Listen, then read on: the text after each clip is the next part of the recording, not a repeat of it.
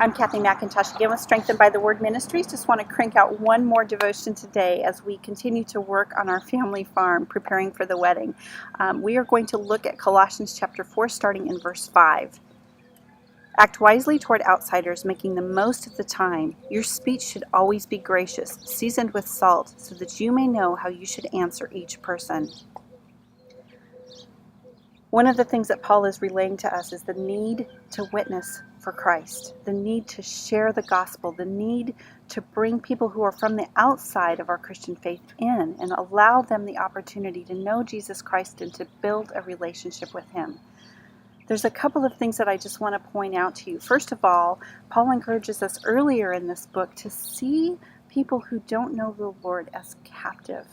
They're held captive. They're deceived.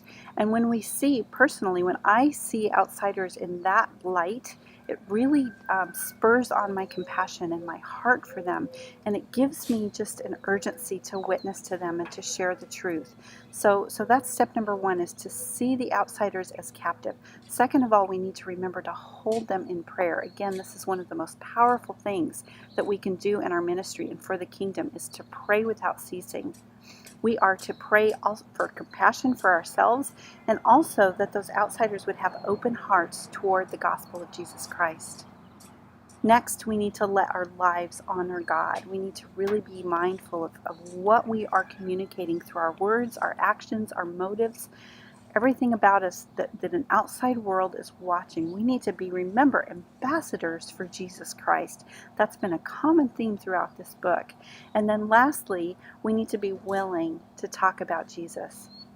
It's one thing to show Jesus, it's another thing to tell about Him and to share our hearts and to let people in on the secret and let them know what it is that gives us such a glow and such a shine for Him.